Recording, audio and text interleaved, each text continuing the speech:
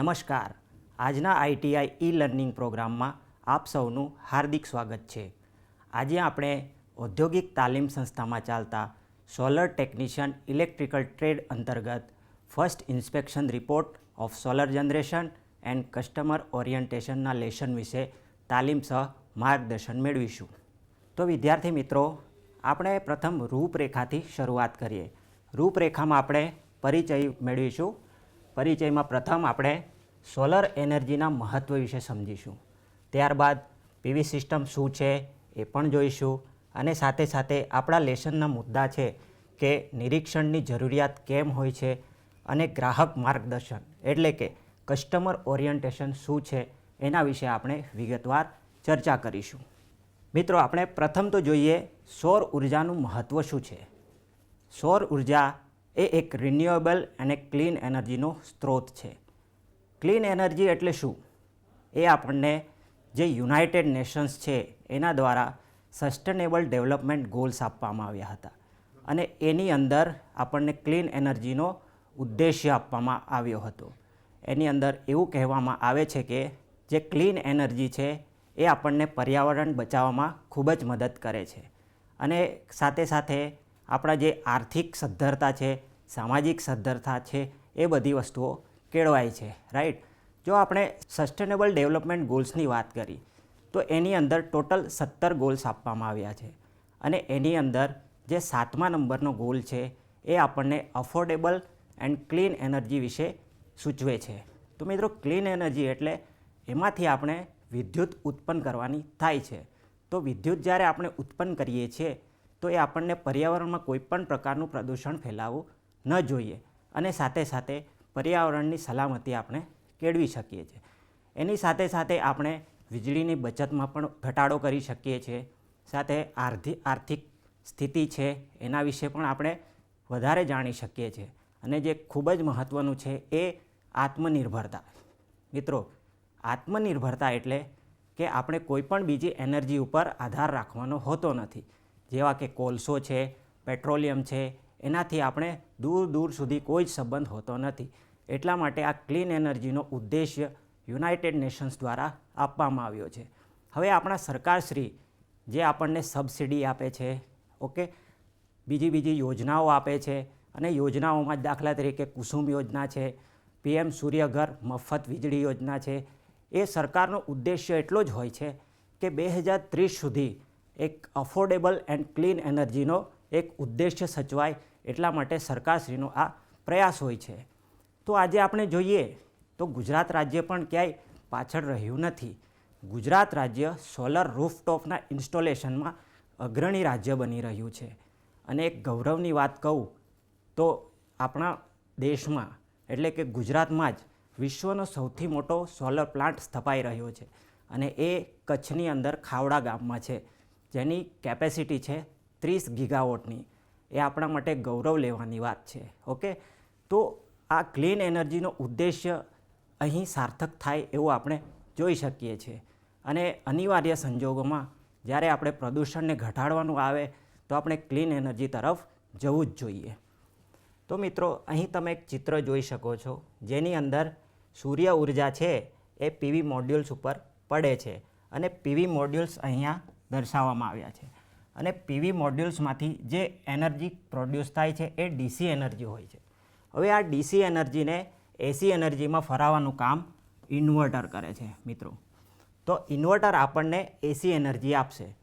એસી energy આપણા જે ઉપકરણો છે જે અહીં લગાવવામાં આવ્યા છે એ આપણા એસી એનર્જી ઉપર કામ કરે છે. તો એસી એનર્જી યુઝ થાય અને જે વીજળીની બચત થાય એ આપણે અહીંથી ગ્રીડમાં સપ્લાય કરવાનો હોય છે. એનાથી મિત્રો શું થશે? એનાથી આપણી બિલમાં ઘટાડો થશે, અને જે વધારાનું બચત થાય છે વીજળીની એ ગ્રીડમાં મોકલીને આપણને એ લોકો વળતર આપશે. કોણ આપશે? જે ડિસ્કોમ કંપનીઓ છે, દાખલા તરીકે DGVCL, UGVCL, MGVCL, એ દરેક કંપનીઓ આપણને એક વળતર સ્વરૂપે આપે છે. તો આ હતું મિત્રો ટૂંકમાં પરિચય. હવે લેશનમાં આગળ વધતા આપણે ચર્ચા કરીએ નિરીક્ષણની જરૂરિયાત કેમ હોય છે. તો અહીં મુદ્દાઓ આપ્યા છે, જેની અંદર પ્રથમ મુદ્દો છે સ્થાપનાની ગુણવત્તા તપાસવી. મિત્રો, કોઈ પણ પ્લાન્ટ જ્યારે સ્થાપવામાં આવે ત્યારે એની ગુણવત્તાનું જે સ્ટાન્ડર્ડ છે એ વ્યવસ્થિત રીતે હોવું જોઈએ. દાખલા તરીકે અહીંયા ગુણવત્તાની વાત થાય છે તો એની અંદર જે MNRE એટલે કે ministry of new and renewable energy અને સાથે સાથે ડિસ્કોમ કંપની એટલે કે ડિસ્ટ્રીબ્યુશન કંપની હોય છે એમના જે નોર્મ્સ હોય એ નોર્મ્સ હિસાબે ઇન્સ્ટોલેશન થવું ખૂબ જ જરૂરી છે. બીજું છે મિકેનિકલ ભાગોની યોગ્યતા તપાસવી. મિત્રો, પેનલ્સ હોય છે એને માઉન્ટિંગ સ્ટ્રક્ચર ઉપર ફિટ કરવામાં આવે છે અને એ ફિટિંગ યોગ્ય છે કે નહીં, એમના નટ બોલ્ટ છે એ વ્યવસ્થિત છે કે નહીં, એનું ટિલ્ટ એંગલ છે એ વ્યવસ્થિત છે કે નહીં, એ દરેક વસ્તુ આપણને નિરીક્ષણની અંદરથી ખ્યાલ આવે છે. ત્રીજું છે ઉર્જા ઉત્પાદનનું મૂલ્યાંકન. મિત્રો, ઉર્જા ઉત્પાદન એટલે કે આપણને જે DC એનર્જી મળે છે અને એમાંથી આપણે કન્વર્ટ કરીને AC ફરાવીએ છીએ, રાઈટ? તો એ AC એનર્જી મળે છે એ થ્રુ આઉટ ધ ડે એટલે કે દિવસ દરમિયાન કેટલી એનર્જી ઉત્પન્ન થાય, આપણા વીકલી કેટલી થાય, મંથલી કેટલી થાય અને યરલી એટલે કે વાર્ષિક ઉત્પાદન કેટલું છે એ આપણે નિરીક્ષણ દ્વારા જ ખ્યાલ આવી શકે છે. ચોથું છે ગ્રાહકને સંતોષ અને કામગીરીની સુરક્ષા. આપણે જ્યારે નિરીક્ષણ કરવા જઈએ એ સમયે આપણને ગ્રાહકોના ફીડબેક મળતા હોય છે. એ ફીડબેક એટલે ગ્રાહકો એમની ફરિયાદો, આપણી કામગીરી કેવી છે એના વિશે આપણને કહેતા હોય છે. એનાથી જ આપણને ખ્યાલ આવશે કે આપણી કામગીરી કેવી છે અને આપણે શેમાં સુધારો કરવો પડે છે. એટલે એ સુનિશ્ચિતતા આપણે નિરીક્ષણથી જ કરી શકીએ છીએ. નેક્સ્ટ જોઈશું સૌર ઉર્જા સિસ્ટમના ઘટકો. મિત્રો, સૌર ઉર્જા સિસ્ટમના ઘટકો વિશે જાણવું ખૂબ જ જરૂરી છે, કારણ કે આપણે જ્યારે ઇન્સ્પેક્શન કે નિરીક્ષણ કરવા જઈએ એ સમયે દરેક ઘટકો આપણા મગજમાં હોવા ખૂબ જ જરૂરી છે. તો જ આપણે સુવ્યવસ્થિત રીતે નિરીક્ષણ કરી શકીશું. તો એની અંદર ઘટકોમાં પ્રથમ છે PV modules, inverters, mounting structure, cables અને પ્રોટેક્શન ડિવાઇસીસ. મિત્રો, પ્રોટેક્શન ડિવાઇસીસ છે એની અંદર આપણી ઇલેક્ટ્રિકલ સિસ્ટમને જે રક્ષણ આપવાના જે ડિવાઇસ છે, દાખલા તરીકે MCBs છે, LA એટલે કે લાઇટનિંગ અરેસ્ટર છે, જેની આપણે ચર્ચા પાછળથી કરીશું, પણ આ પ્રોટેક્શન ડિવાઇસીસ હોવા પણ ખૂબ જ જરૂરી છે. સાથે સાથે પ્રકારની વાત કરીએ. પ્રકારમાં છે પ્રથમ સોલાર રૂફટોપ, સેકન્ડ છે ગ્રાઉન્ડ માઉન્ટેડ અને થર્ડ છે હાઇબ્રિડ સિસ્ટમ, જેને આપણે ઇમેજ દ્વારા સમજીશું. પ્રથમ છે સોલાર રૂફટોપ. મિત્રો, તમે જોઈ શકો છો ચિત્રમાં કે જે PV મોડ્યુલ્સ છે, PV પેનલ્સ છે, એને ઘરની છત ઉપર ફિટ કરવામાં આવે છે અને એનાથી આપણે સોલર એનર્જી દ્વારા આપણે ઇલેક્ટ્રિસિટી પ્રોડ્યુસ કરી શકીએ છીએ. ઓકે, નેક્સ્ટ જોઈશું ગ્રાઉન્ડ માઉન્ટેડ.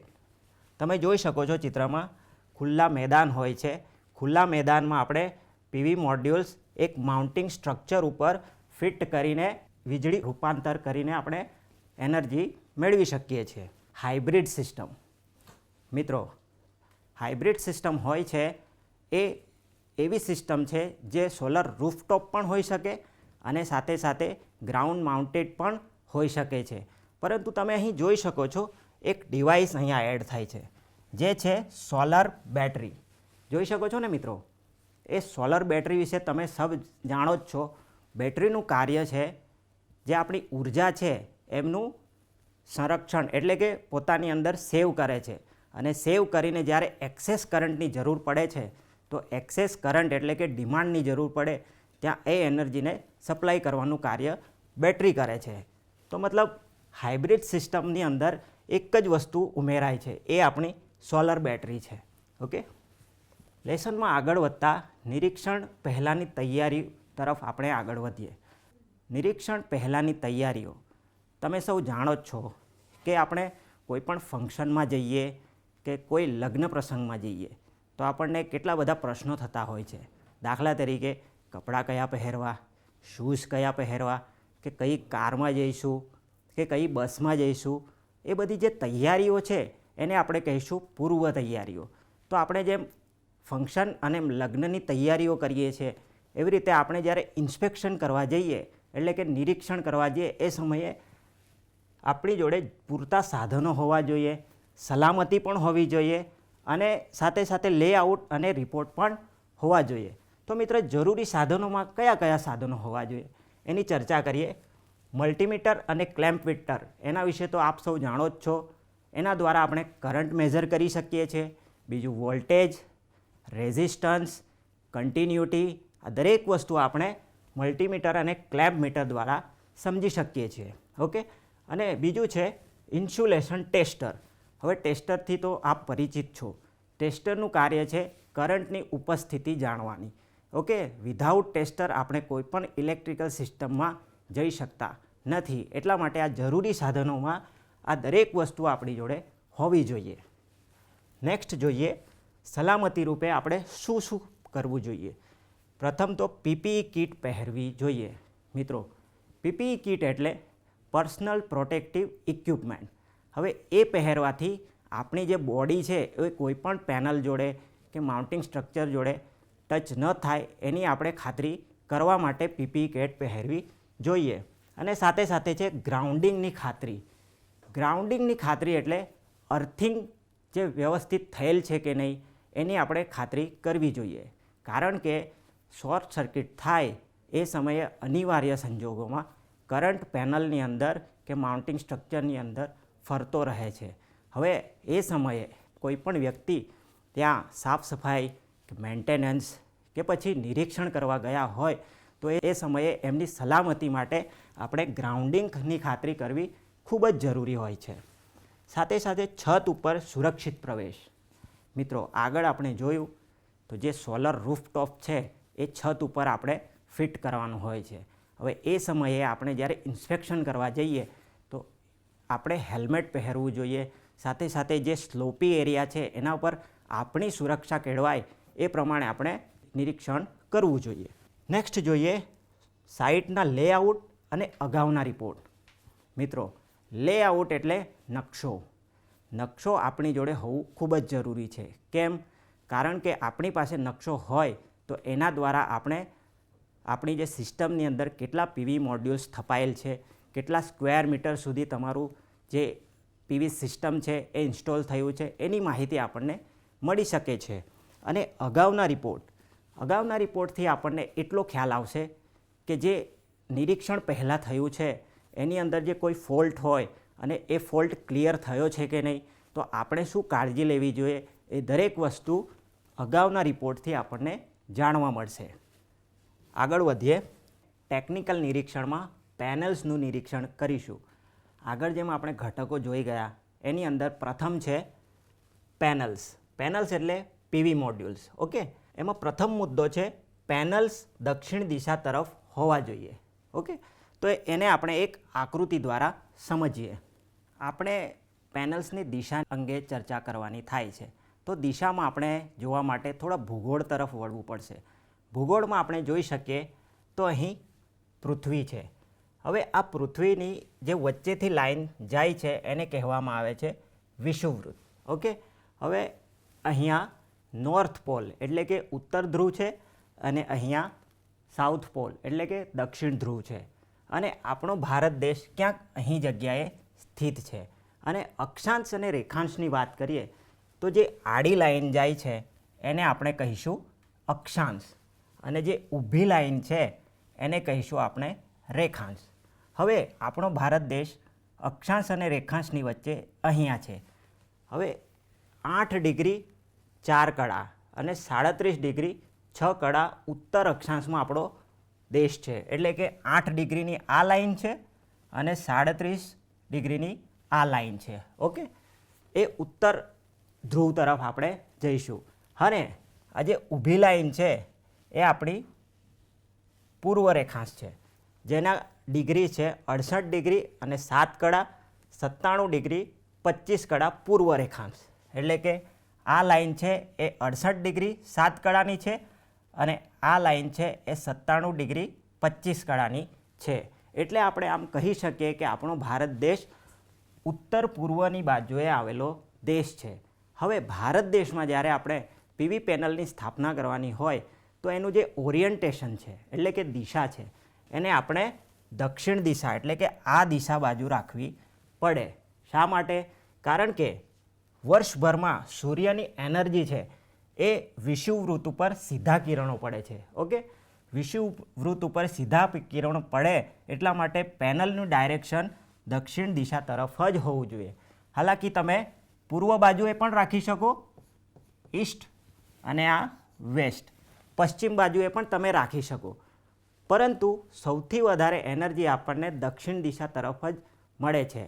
તમારે હંમેશા ઉત્તર દિશા છે નોર્થ, એ નોર્થ દિશા આપણે ટાળવી જોઈએ. તેથી જ આપણે કહી શકાય કે પેનલ્સની જે ઓરિયન્ટેશન છે એટલે કે દિશા છે એ હંમેશા એની દક્ષિણ દિશા તરફ રાખવું જોઈએ.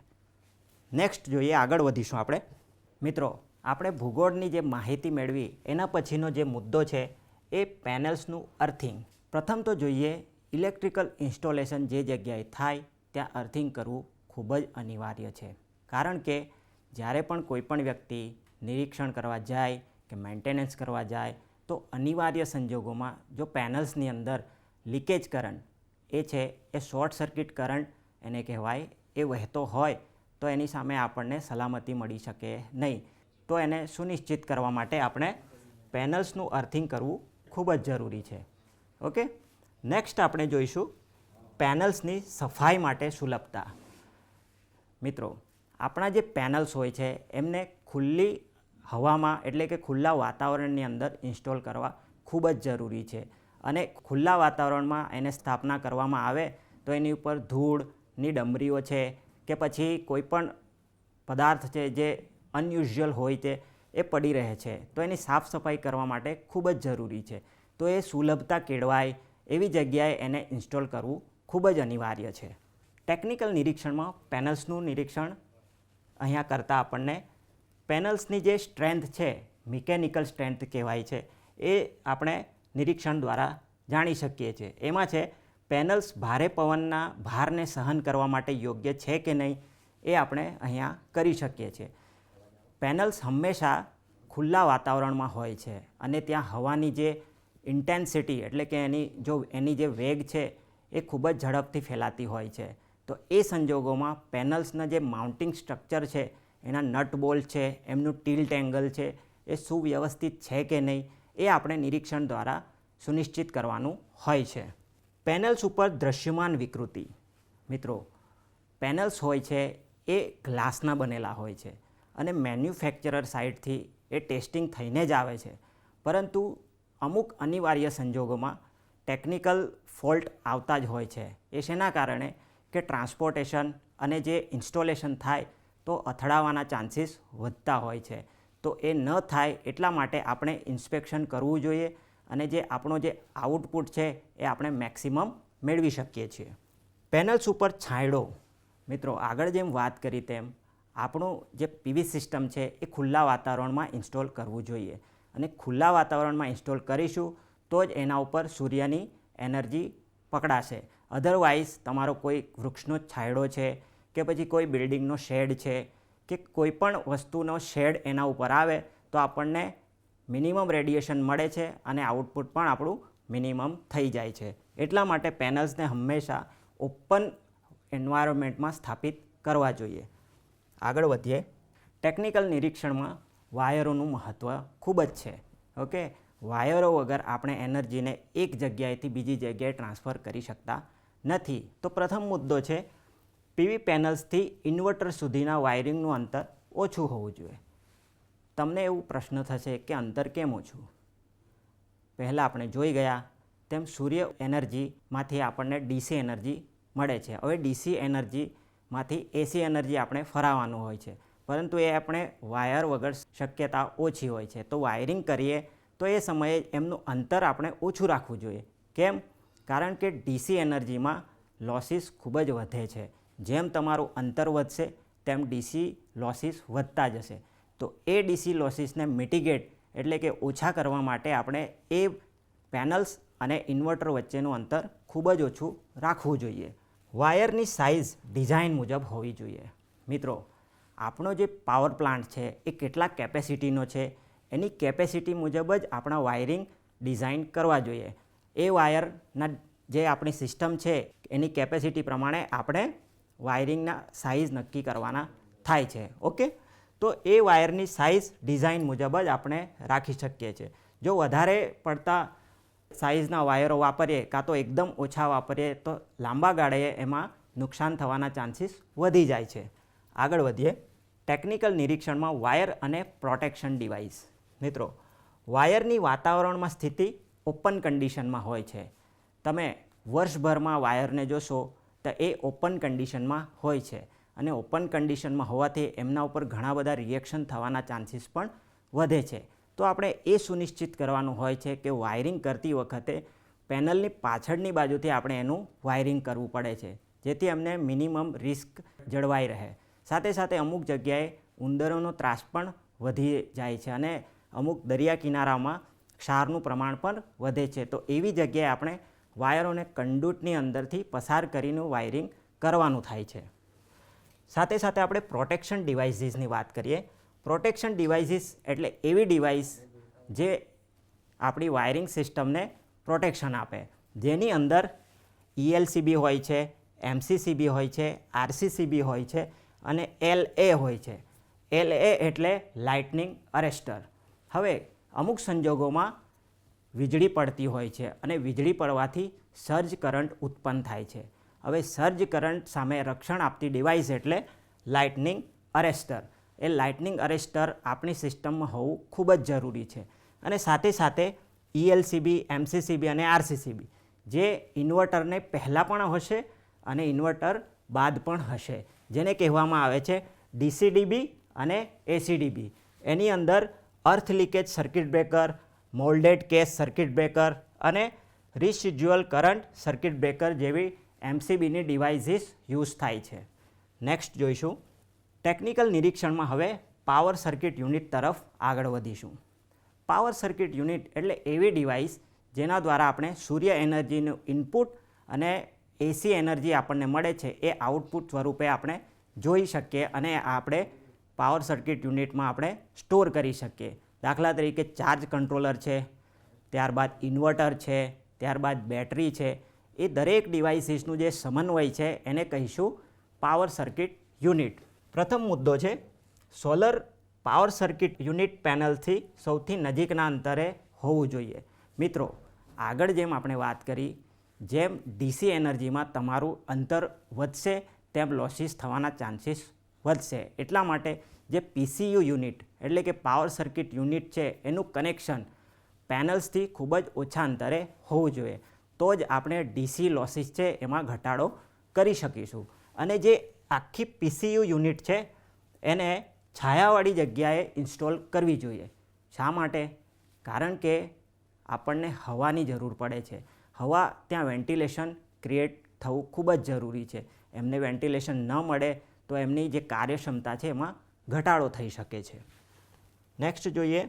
Input grid AC voltage Bharat માટે છે 200 અને 250 વોલ્ટ AC. અહીં તમે જોઈ શકો છો સિંગલ ફેઝનું જે વોલ્ટેજનો રેશિયો છે 250 વોલ્ટ સુધી હોવો જોઈએ અને સિંગલ ફેઝ માટે અહીં દર્શાવેલ છે અને 3 ફેઝ માટે છે 415 થી 440 વોલ્ટ AC. ઓકે, નેક્સ્ટ ચર્ચા કરીશું ઇનપુટ સોલર DC વોલ્ટેજ એટલે કે ઇન્વર્ટર પહેલાંનો જે DC વોલ્ટેજ છે એ આપણે PCU અથવા ચાર્જ કંટ્રોલરની જે સ્પેસિફિકેશન શીટ હોય છે એની અંદરથી આપણે જાણી શકીએ છીએ અને એ મુજબ જ આપણો DC વોલ્ટેજ પણ ત્યાં હોવો ખૂબ જ જરૂરી છે. સંપૂર્ણ સિસ્ટમ ડિઝાઇન મુજબ હોવી જોઈએ. મિત્રો, આગળ ચર્ચા કરી તેમ આપણી જે મિનિસ્ટ્રી છે MNRE એટલે કે ministry of new and renewable energy અને ડિસ્ટ્રીબ્યુશન કંપની છે જેને ડિસ્કોમ કહેવામાં આવે છે, એના અમુક ધારાધોરણો હોય છે, એના નોર્મ્સ હોય છે. એ નોર્મ્સ મુજબ આપણી પૂરી સિસ્ટમ છે એ સ્થપાયેલ હોવી જોઈએ. ઓકે, નેક્સ્ટ જોઈશું. ટેકનિકલ નિરીક્ષણમાં બેટરી તરફ આગળ વધીએ. બેટરીનું કાર્ય છે મિત્રો એનર્જીને સ્ટોર કરવાનું અને એ એનર્જીને સ્ટોર કરી જે જગ્યાએ એક્સેસ ડિમાન્ડની જરૂર પડે ત્યાં આપણે બેટરીને સપ્લાય મોકલી શકીએ છીએ. ઓકે, એમાં બેટરી અને ઇન્વર્ટર વચ્ચેનું અંતર ઓછું હોવું જોઈએ. અહીંયા પણ મિત્રો અંતર શબ્દ આવે છે. અંતર શબ્દ આવે એટલે આપણે સમજી જવાનું કે DC લોસીસમાં જેમ અંતર વધે તેમ લોસીસ વધતા જાય છે. એટલા માટે હંમેશા બેટરી અને ઇન્વર્ટર વચ્ચેનું અંતર પણ ખૂબ જ ઓછું હોવું જોઈએ. બેટરી ટર્મિનલ્સ પર લગ્સ ગરમ થાય છે. શા માટે? કારણ કે બેટરીના જે પોઝિટિવ અને નેગેટિવ ટર્મિનલ હોય છે ત્યાં લગ્સ લગાવેલા હોય છે, અને લગ્સ લૂઝ કન્ડિશનમાં હોય તો બેટરી સતત ગરમ થતી હોય છે. એને ટાળવા માટે આપણે જે લગ્સ છે એને ફિટ કરવા ખૂબ જ જરૂરી છે. બેટરી નજીક વેન્ટિલેશન. મિત્રો, બેટરીને જ્યારે આપણે સ્ટોર કરીએ છીએ તો એક કેબિનની અંદર જ્યાં બારી બારણા હોય અને જ્યાં હવાનું પરિભ્રમણ થઈ શકે એવી જગ્યાએ બેટરીને સ્ટોર કરવું ખૂબ જ જરૂરી છે. અધરવાઇઝ ત્યાં આગ લાગવી કે ધુમાડા થવું એવા ચાન્સીસ વધતા જાય છે. ઓકે, નેક્સ્ટ જોઈશું બેટરીનું નિરીક્ષણ. એની અંદર ઓછામાં ઓછું 20 mmનું અંતર હોવું જોઈએ. શેના વચ્ચે? બેટરી તમે સ્થાપિત કરો તો દરેક બેટરીની વચ્ચે 20 mmનું અંતર હોવું ખૂબ જ જરૂરી છે. કેમ? કારણ કે ત્યાં હવાનું પરિભ્રમણ થવું ખૂબ જ જરૂરી છે અને આગ લાગવા કે ધુમાડા લાગવાની ચાન્સીસને આપણે ઘટાડી શકીએ છીએ. દરેક બેટરીના વોલ્ટેજ સરખા હોવા જોઈએ. મિત્રો, દરેક બેટરીના વોલ્ટેજ આપણે મલ્ટીમીટર દ્વારા પોઝિટિવ અને નેગેટિવ ટર્મિનલ પર જોઈ અને વ્યવસ્થિત સરખા હોવા એ સુનિશ્ચિત કરવું જોઈએ. કેમ? કારણ કે બેટરીની કાર્યક્ષમતા એમના વોલ્ટેજ ઉપર આધાર રાખે છે. ઓકે, લેસનમાં આગળ વધતા રેકોર્ડિંગ અને રિપોર્ટિંગની ચર્ચા કરીએ. મિત્રો, આપણે થ્રુ આઉટ નિરીક્ષણ તો કર્યું, એમાં વિઝ્યુઅલ ઇન્સ્પેક્શન પણ કર્યું અને સાથે સાથે ટેકનિકલ ઇન્સ્પેક્શન પણ કર્યું. હવે આ દરેક વસ્તુને આપણે ક્યાંક સ્ટાન્ડર્ડ ફોર્મેટમાં નોંધવાની થાય છે. એને જ કહેવામાં આવે છે રેકોર્ડિંગ અને રિપોર્ટિંગ. એમાં પ્રથમ મુદ્દો છે નિરીક્ષણના પરિણામોનું વિગતવાર લોગ રાખવું. હવે આપણે નિરીક્ષણ કર્યું તો વિઝ્યુઅલી ખામી હોય કે ટેકનિકલી ખામી હોય એનું એક લોગ રાખવું ખૂબ જ જરૂરી છે. એની અંદર ટેકનિકલ માપદંડો લખીશું, નિરીક્ષણ અને ભલામણો પણ આપણે લખીશું. આપણને કોઈ એવી વસ્તુ લાગે કે કોઈ MNRE છે, ડિસ્કોમની જે ધારાધોરણો છે એ પ્રમાણે સ્થપાયેલ ના હોય તો પણ આપણે એની અંદર લખી શકીશું. નેક્સ્ટ જોઈએ. અને જે દરેક વસ્તુ આપણે લખીશું એનો એક સ્ટાન્ડર્ડ ફોર્મેટ હોવો ખૂબ જ જરૂરી છે. અને સાથે સાથે ફોટોગ્રાફ્સના રેકોર્ડ પણ આપણે રાખી શકીએ છીએ કે આપણને કોઈપણ જગ્યાએ એબનોર્માલિટીઝ જોવા મળે કે કોઈ જગ્યાએ ફોલ્ટ જોવા મળે તો એને આપણે સ્ટાન્ડર્ડ ફોર્મેટની અંદર રાખી શકીશું. અહીંયા મેં જે સ્ટાન્ડર્ડ ફોર્મેટ છે એનું એક એક્ઝામ્પલ અહીંયા દર્શાવ્યું છે. અહીં તમે જોઈ શકો છો GUVNL solar inspection report. GUVNL એટલે કે ગુજરાત ઉર્જા વિકાસ નિગમ લિમિટેડ. એનો જે એક્ઝામ્પલ તરીકે મેં એક ઇન્સ્પેક્શન રિપોર્ટ મૂક્યો છે. એની અંદર તમે પ્રથમ જોઈ શકો છો પ્રોજેક્ટ એન્ડ કન્ઝ્યુમર ડિટેલ્સ. એની અંદર તમે નેમ ઓફ કન્ઝ્યુમર એટલે કે ગ્રાહકનો નામ લખી શકો છો, એમનું જે સર્વિસ નંબર છે એ પણ લખી શકો છો, ફીડરનું નામ લખી શકો છો, સાથે સાથે ટ્રાન્સફોર્મરની જે કેપેસિટી છે એ અહીં તમે દર્શાવી શકો છો. અને સાથે સાથે આખા પ્રોજેક્ટની જે કેપેસિટી છે એ તમારે અહીં દર્શાવવાની થાય છે. નીચે તમે જોશો તો વિલેજ, તાલુકા અને ડિસ્ટ્રિક્ટ, જેની અંદર જે જગ્યાએ તમારો પ્લાન્ટ સ્થપાય છે એનું તમે એડ્રેસ લખી શકો છો. લેન્ડ સર્વે નંબર છે એ પણ નોંધી શકો છો. UTM કોઓર્ડિનેટ્સ એટલે કે અક્ષાંશ અને રેખાંશ, જેની આપણે ચર્ચા કરી એ પ્રમાણે એના અક્ષાંશ રેખાંશ પણ તમે અહીં લખી શકો છો. બીજું જોઈએ સોલર PV મોડ્યુલ્સ, જેની અંદર કંપનીનું નામ આવશે અને મોડલ નંબર આવશે. એની અંદર PV મોડ્યુલ્સ યુઝ થશે અને કેટલા યુઝ થશે, એમના કેટલા વોટ પાવર છે, ટોટલ DC કેપેસિટી કેટલી છે અને સાથે સાથે મોડ્યુલ્સની સંખ્યા અને એના ટોટલ આઉટપુટ કેટલા આવે છે એ પણ આપણે લખી શકીશું. થર્ડ આવશે ઇન્વર્ટર. ઇન્વર્ટરની ટાઈપ પણ આવશે, જેની અંદર સ્ટ્રિંગ, સેન્ટ્રલ, માઇક્રો ટાઈપના ઇન્વર્ટર્સ યુઝ થાય છે કે નહીં, એમના જે કંપનીના મોડલ્સ છે એના વિશે ચર્ચા થશે. ત્યારબાદ ક્વોન્ટિટી એટલે કે કેટલા ઇન્વર્ટરો યુઝ કર્યા છે અને દરેક ઇન્વર્ટરનો કિલો વોટ પાવર કેટલા છે અને ટોટલ ઇન્વર્ટર કેટલા ઇન્સ્ટોલ કરેલા છે એ આપણે અહીં લખી શકીએ. ચોથા નંબર પર સ્ટ્રક્ચર એન્ડ સેફ્ટી. મિત્રો, આ ચોથા નંબરનો જે મુદ્દો છે એ ખૂબ જ અનિવાર્ય છે, કારણ કે આપણે જ્યારે કોઈ પણ PV સિસ્ટમનું ઇન્સ્પેક્શન કરીએ તો આ મુદ્દા ખાસ જોવા પડે છે. જેમાં પ્રથમ છે મિકેનિકલ સ્ટ્રેન્થ. આપણે ચર્ચા કરી કે મિકેનિકલ સ્ટ્રેન્થ ક્યાં જરૂરી છે. પીવી મોડ્યુલ્સને આપણે કોઈ માઉન્ટિંગ સ્ટ્રક્ચર ઉપર ઇન્સ્ટોલ કર્યા હોય તો એનું જે નટ બોલ્સ છે, એના ટિલ્ટ એંગલ છે, એ વ્યવસ્થિત છે કે નહીં, કે હવામાં ઉડી જાય એવા કન્ડિશન્સમાં તો નથી ને, એનું આપણે રિમાર્ક્સમાં અહીં લખવાના હોય છે. સાથે સાથે કેબલ સાઇઝિંગ, મિત્રો આપણે વાત કરીને કે વાયરો કયા સાઇઝના વાપરવા જોઈએ, તમારી પ્લાન્ટની જેટલી કેપેસિટી હોય એ પ્રમાણે તમારે વાયરના સાઇઝ પ્રમાણે અહીંયા ઇન્સ્ટોલ કરવા જોઈએ. સર્જ પ્રોટેક્શન ડિવાઇસ, મિત્રો અહીં આપણે વાત કરી ELCB, MCCB, RCCB, આ દરેક વસ્તુ અહીં સ્થપાયેલ છે કે નહીં, અને ખાસ લાઇટનિંગ અરેસ્ટર જેને LA કહેવામાં આવે છે એમનું ઇન્સ્ટોલેશન થયું છે કે નહીં એ આપણે સુનિશ્ચિત કરવું પડે છે. આઇસોલેટર, જે આપણી સર્કિટને આઇસોલેટ કરતી હોય એ પણ વસ્તુ અહીં AC સાઇડ અને DC સાઇડ સ્થપાયેલ છે કે નહીં એ પણ સુનિશ્ચિત કરવું જોઈએ. લાઇટનિંગ પ્રોટેક્શન, એના માટે આપણે આ LAની ચર્ચા કરી, એ સ્થપાયેલ છે કે નહીં એનું પણ રિમાર્ક્સ કરવાનું થાય છે. અર્થિંગ રેઝિસ્ટન્સ કેટલું હોવું જોઈએ એ આપણે ચકાસીને એના માપદંડો અહીં લખી શકીએ છીએ. 5મા નંબર પર આવીએ, ટેકનિકલ ટેસ્ટ રિઝલ્ટ. અહીં 3 ટેસ્ટ છે, જેમાં પ્રથમ ઇન્સ્યુલેશન રેઝિસ્ટન્સ, જેને એક મેગર દ્વારા ઇન્સ્ટ્રુમેન્ટ છે એના દ્વારા આપણે ચેક કરવાનું હોય છે અને એ ઓહમની અંદર આપણે લખવાનું થાય છે. બીજું છે કન્ટિન્યુટી ટેસ્ટ અને પોલારિટી ટેસ્ટ. આ દરેક વસ્તુ આપણે મલ્ટીમીટર દ્વારા ચેક કરી અને એના રિમાર્ક્સ છે અહીં લખવાના હોય છે. 6th નંબર છે કમ્પ્લિયાન્સ રિક્વાયરમેન્ટ્સ. એની અંદર અમુક એજન્સીઓ છે, દાખલા તરીકે સેન્ટરની અંદર CEA એટલે કે સેન્ટ્રલ ઇલેક્ટ્રિસિટી એજન્સી અને GEA ગુજરાત ઇલેક્ટ્રિસિટી એજન્સી, એના જે નોર્મ્સ છે એ અહીં ફૂલફિલ થાય છે કે નહીં એના રિમાર્ક્સ આપણે અહીં લખવાના થાય છે. સાથે સાથે CTPT એટલે કે કરંટ ટ્રાન્સફોર્મર અને પ્રોટેક્શન ટ્રાન્સફોર્મર, એનું સર્ટિફિકેશન એટલે કે સ્ટાન્ડર્ડ લેબમાં આ બંને વસ્તુઓ ટેસ્ટ થઈને આવી છે કે નહીં એ પણ અહીંયા રિમાર્ક્સ તરીકે આપણે લખી શકીએ. અને નીચે CEI એટલે કે chief electrical inspector charging permission. હવે એમના જે ધારાધોરણ છે એમના નિરીક્ષણ હેઠળ આપણું PV પ્લાન્ટ સ્થપાયેલ છે કે નહીં એનું અહીં રિમાર્ક્સ તરીકે લખાય છે. 7થમાં છે ડિક્લેરેશન. ડિક્લેરેશનમાં એટલું જ છે મિત્રો કે સંપૂર્ણ પ્લાન્ટ આપણો નિરીક્ષણ હેઠળ સ્થપાયેલ છે અને વર્ક કરવા માટે યોગ્ય છે એનું અહીંયા ડિક્લેરેશન આપવાનું હોય છે.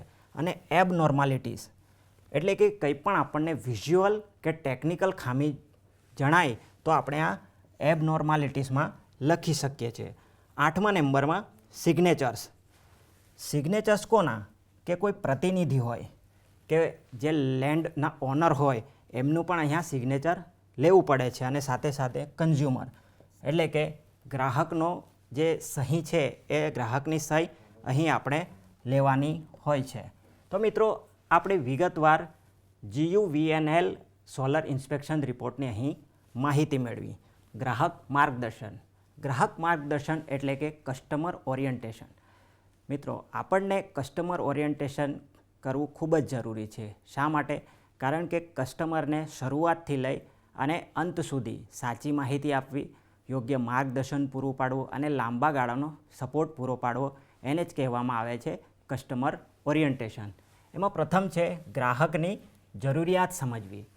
હવે મિત્રો દૈનિક વીજ વપરાશ કેટલો છે, ગ્રાહકનું જે બજેટ છે કેટલું છે એ આપણે જાણી અને ગ્રાહકને સમજ આપવી ખૂબ જ જરૂરી છે કે તમારે આટલા પ્લાન્ટ સ્થાપવાના થાય છે તો તમારી જરૂરિયાત મુજબ તમે સ્થાપો. બીજું છે સાચી ઈમાનદારીથી માહિતી આપવી. મિત્રો અમુક સમયે જે ઇન્સ્ટોલર હોય છે એ ગ્રાહકોને ગેરમાર્ગે દોરવાનું કામ કરે છે. એમને એ ટાઈપનું વર્તન કરવું જોઈએ નહીં, કારણ કે એની અંદર જે સોલરની જે કેપેસિટી છે એના વિશે એમને સાચી માહિતી આપવી જોઈએ. સાથે સાથે ઇન્વર્ટર છે, ઇન્વર્ટરની કેપેસિટી છે, એમનું જે સ્ટાન્ડર્ડ છે, કેટલા કિલોવોટ જનરેટ કરશે એના વિશે આપણે સાચી માહિતી આપવાની થાય છે. સાઇટ સર્વે અને માર્ગદર્શન. મિત્રો સાઇટ સર્વે એટલે તમારી જમીનનું જે નિરીક્ષણ છે એ તમે એઝ અ ટેકનિકલ પર્સન આપણે જાણવું ખૂબ જ જરૂરી છે. તો અને તો જ આપણે ગ્રાહકને સમજાવી શકીશું કે તમારો જે પ્લાન્ટ છે એ કઈ જગ્યાએ સ્થાપિત કરવો જોઈએ અને કયા એંગલે એમને રાખવું જોઈએ. ગુણવત્તાયુક્ત સ્થાપના. મિત્રો અહીં જોઈ શકો છો MNRE એટલે કે ministry of new and renewable energy અને ડિસ્કોમ એટલે કે ડિસ્ટ્રીબ્યુશન કંપની, એમના જે ધારાધોરણો છે એના મુજબ આપણો પીવી પ્લાન્ટ સ્થપાયેલો હોવો જોઈએ, અધરવાઇઝ આપણો પીવી પ્લાન્ટ યોગ્ય થશે નહીં. ગ્રાહકને તાલીમ આપવું. કસ્ટમર ઓરિએન્ટેશનમાં મિત્રો ગ્રાહકને તાલીમ આપવું ખૂબ જ જરૂરી છે. તાલીમ કયા પ્રકારની કે પીવી સિસ્ટમ શું છે, એમાંથી પાવર કેવી રીતે જનરેટ થાય છે, નેટ મીટરનું રીડિંગ કેવી રીતે લેવું, સોલાર મીટરનું કેવી રીતે લેવું, અને સાથે સાથે ક્લિનિંગ છે, મેન્ટેનન્સ છે, ફોલ્ટ ક્લિયર કેવી રીતે કરવું, અને સલામતી તરીકે કઈ કઈ વસ્તુઓ ધ્યાન રાખવી એ આપણે તાલીમમાં આપણે જોઈ શકીએ. નેક્સ્ટ, દસ્તાવેજ વિશે સમજ આપવી. આખો પ્લાન્ટ સ્થપાઈ જાય પછી મિત્રો એમને દસ્તાવેજ આપવા ખૂબ જ જરૂરી છે. દાખલા તરીકે એમને સર્વિસ નંબર આપવો જોઈએ, કસ્ટમર નંબર આપવો જોઈએ, ઇનવોઇસ છે, વોરંટી કાર્ડ છે, એ દરેક વસ્તુ એમને એપ્લાય કરવી જોઈએ. સાથે સાથે ફરિયાદનું સંચાલન. મિત્રો આપણે જોઈએ છે કે કોઈ પણ ફોલ્ટ થાય તો આપણે ડાયરેક્ટ ઇન્સ્ટોલરને ફોન કરીએ છીએ અને સાથે સાથે આપણને ત્યાંથી માર્ગદર્શન પણ મળે છે. પરંતુ અમુક સમયે આપણે જોઈએ તો આપણી જે સમસ્યાને હલ કરવા માટે જે સમય છે એ વધતો જાય છે, તો આપણે અમુક સમયે ફ્રસ્ટ્રેટ થઈ જતા હોય છે. તો એ ન થાય એ માટે ફરિયાદનું સંચાલન કરવું ખૂબ જ જરૂરી છે. અને આપણે ફરિયાદનું સંચાલન કઈ રીતે કરી શકાય કે ગ્રાહકને ધ્યાનથી સાંભળવું જોઈએ, એમની સાથે કોઈ પણ દલીલમાં ઉતરવું ન જોઈએ અને લાંબા ગાળાની એમને સેવાઓ પૂરી પાડવી જોઈએ. અને આ દરેક વસ્તુથી આપણે એમનું સંચાલન કરી શકીશું. નવા સ્કીમની માહિતી. મિત્રો SDG ગોલની વાત કરી, એની અંદર જે SDG ગોલ્સ છે એને 2030 પહેલાં સાર્થક કરવાનો આપણો ટાર્ગેટ છે, જે યુનાઇટેડ નેશન્સ દ્વારા આપવામાં આવ્યું છે. હવે એને સાર્થક કરવા માટે આપણી જે સરકાર છે એમનો અભિગમ એટલો રહેશે કે જે આપણા નાગરિકો છે એમના સુધી સબસિડી છે, સ્કીમ છે, સ્કીમમાં આપણે કુસુમ યોજના જોઈશું, એ ખેડૂતો માટે વપરાય છે, અને PM સૂર્યઘર મફત વીજળી યોજના છે એ પણ નાગરિકો માટે હોય છે. તો આવી માહિતી સામાન્ય નાગરિકને હોતી નથી, તો આપણે આવા સ્કીમની માહિતી એમને આપતા રહેવું પડે છે. અને એ દરેક વસ્તુ આપણે કરીશું તો આપણો વિશ્વાસ અને સંબંધ કેળવાશે. હવે વિશ્વાસ અમુક આપણા કાર્યો ઉપર ટકેલું હોય છે. હવે અમુક વીજ કંપનીઓ હિડન ચાર્જ વધારે છે અને બિલિંગ પણ વધારતા હોય છે. તો ગ્રાહકને પ્રશ્ન થાય છે કે મારું બિલ આટલું શા માટે આવ્યું. તો એ ટાઈપના જે ચાર્જિસ છે એ વધારવા ન જોઈએ. અને જે કોઈ પણ ચાર્જિસ તમે વધારો તો એની સચોટ માહિતી કસ્ટમરને આપવાની હોય છે, તો જ આપણો વિશ્વાસ અને સંબંધ કેળવાશે. નેક્સ્ટ જોઈશું. સારાંશમાં મિત્રો એટલું જ છે કે આપણે કોઈપણ પીવી પ્લાન્ટ સ્થાપિત કરીએ તો એનું નિયમિત રીતે આપણે નિરીક્ષણ કરવું ખૂબ જ જરૂરી છે. અને એનાથી આપણે આપણું કાર્ય છે એની સુનિશ્ચિતતા સાર્થક કરી શકીશું. અને એના જે રેકોર્ડ્સ એટલે કે કોઈ પણ ફોલ્ટ હોય એના રેકોર્ડ્સ આપણે વ્યવસ્થિત રીતે લોગમાં નોંધવું ખૂબ જ અનિવાર્ય છે. કેમ? કારણ કે આપણે એને ટ્રેસ કરી શકીએ કે આપણું ફોલ્ટ ક્યાં સુધી ક્લિયર થયું છે. અને સાથે સાથે ગ્રાહકો સાથે સંચાર કરવું ખૂબ જ જરૂરી છે. કેમ? કારણ કે એમના સાથે સંચાર કરવાથી આપણને ફીડબેક મળશે અને ફીડબેક દ્વારા આપણે આપણી કાર્યક્ષમતા સુનિશ્ચિત કરી શકીશું. લેક્ચરમાં આગળ વધતા આપણે MCQ જોઈ લઈએ. MCQમાં પ્રથમ છે સોલાર મોડ્યુલનો આઉટપુટ કરંટ શેના પર આધાર રાખે છે?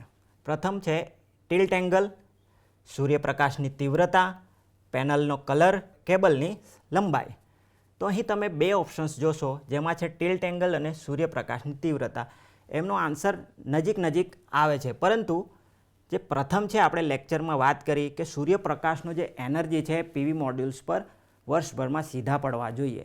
હવે જે તીવ્રતા છે એ સૂર્યપ્રકાશની, એના આધારે જ આપણે આઉટપુટ કરંટ મેળવી શકીશું. તો આપણો અહીં જવાબ આવશે સૂર્યપ્રકાશની તીવ્રતા. નેક્સ્ટ જોઈશું MCQમાં સેકન્ડ નંબર. સોલાર મોડ્યુલનું ઓરિએન્ટેશન કઈ દિશામાં હોય છે?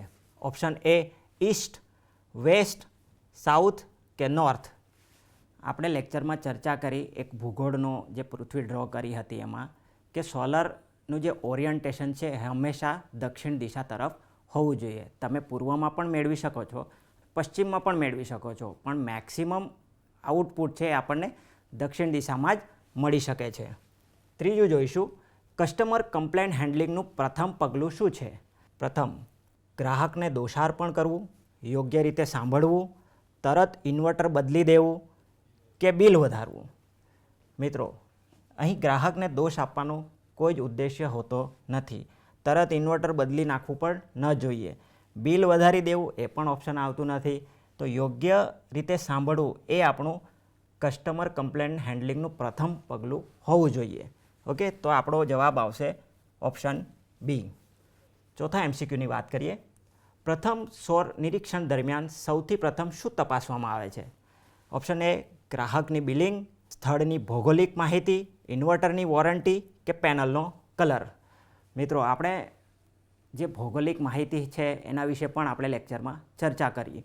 તે આપણે જ્યારે પ્રથમ સૌર નિરીક્ષણ દરમિયાન પ્રથમ શું તપાસવામાં આવે, તો એમાં આપણે સૌ પ્રથમ તો સ્થળની ભૌગોલિક માહિતી મેળવી જોઈએ.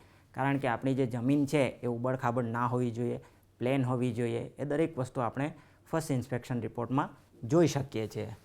લાસ્ટ છે, પીવી મોડ્યુલની ફિઝિકલ ઇન્સ્પેક્શનમાં નીચેનામાંથી કઈ વસ્તુ જોવી આવશ્યક છે? મોડ્યુલનો કલર, માઉન્ટિંગ સ્ટ્રક્ચરની મજબૂતી, ઇન્વર્ટર વોલ્ટેજ કે ગ્રાહકનું સરનામું. તો મિત્રો, ફિઝિકલ ઇન્સ્પેક્શનની વાત છે તો આપણું મગજ છે તરત માઉન્ટિંગ સ્ટ્રક્ચર ઉપર જ જવું જોઈએ. માઉન્ટિંગ સ્ટ્રક્ચર એવી વસ્તુ છે જે પીવી પેનલ્સને એક સપોર્ટ પૂરી પાડે છે અને એ સ્ટ્રક્ચરની જે ફિઝિકલ સ્ટ્રેન્થ છે એ વ્યવસ્થિત હોવી જોઈએ.